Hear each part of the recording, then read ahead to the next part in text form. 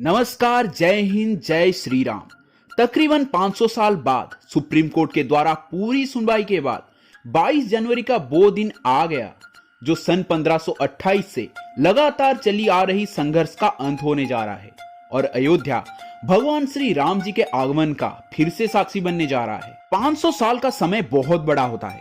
ना जाने कितने पीढ़ियां इस सपने के लिए इस संघर्ष को जीते हुए इस दुनिया से चल बसे हैं, पर राम तो हर युग में थे और हर समय थे और रहेंगे भी, और राम भक्त भी हर समय रहेंगे। श्री राम जी को बीजेपी का बताकर खुद को सेकुलर बताने वाले लोग क्या ये भूल गए कि राम तो महर्षि वाल्मीकि का भी थे, राम तो तुलसीदास जी का भी थे, राम तो कबीर का भी थे, राम तो गुरु नानक देव का भी थे। श्री राम महर्षि अष्टवक्र के भी थे, श्री राम महाकवि कालिदास के भी थे, मीरा के राम थे, महाकवि केशव दास का भी राम थे, महाप्राण निराला के भी राम थे। यानी राम पूरी दुनिया है और ये दुनिया ही पूरी राम का है। दुनिया भर के लोग श्री राम को अपने आराध्य मानते हैं और कई देश में रामलीला मंचन भी होता है।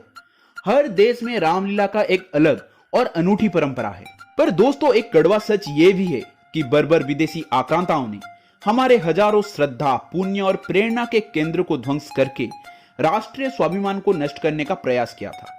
उनको एक बात बिल्कुल क्लियर थी कि किसी देश को अगर खत्म करना है तो सबसे पहले उनकी आइडेंटिटी को, उनके कल्चरल वैल्यू को खत्म किया जाए, उन पर ही प्रहार किया जाए। काशी विश्वनाथ मंदिर हो, श्री कृष्ण जन्मभूमि मथुरा हो, श्री राम जन्मभूमि अयोध्या हो, या हो गुजरात के सोमनाथ मंदिर, ये सारे मंदिर भारत के सांस्कृतिक प्रवाहधारा के आधार रहे हैं। इतिहास में बार बार इन पर हमला हुआ। क्या आप इमेजिन कर सकते हो कि यहूदी लोग हिटलर को अपने हीरो माने, अमेरिका के लोग ओसामा बिन लादेन को अपना हीरो माने, तो क्यों भारत के लोग उज्बेकिस्तान से आए चोर लुटेरों को अपना आदर्श मानेंगे? उसके नाम के कोई चीज को क्यों पूजेंगे? ऐसा नहीं है कि राम मंदिर का संघर्ष कोई पॉलिटिकल संघर्ष था या फिर इसकी शुरुआत 90s में हुआ था। इतिहासकारों की माने तो सन 1528 में बाबर की सेनापति मीर बाकी के द्वारा राम मंदिर को तोड़ा जाने के बाद सन 1949 तक श्री राम जन्मभूमि को आजाद करवाने के लिए 76 जंग लड़ी गई।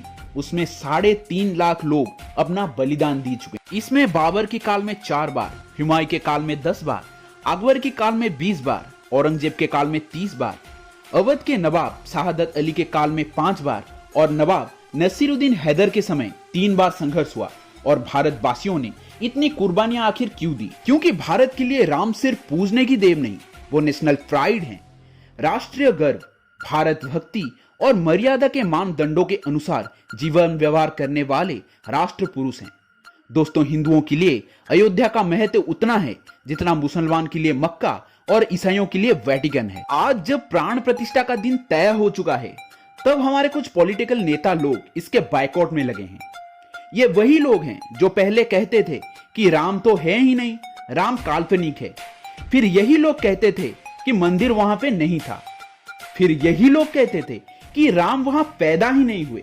जब सब कुछ क्लियर हो गया, तब उनकी जीत देखो कि मंदिर बनाने नहीं देंगे। जब लोगों ने कहा कि मंदिर वहीं बनाएंगे, तब ये कहने लगे कि मंदिर वहीं बनाएंगे पर तारीख नहीं बताएंगे।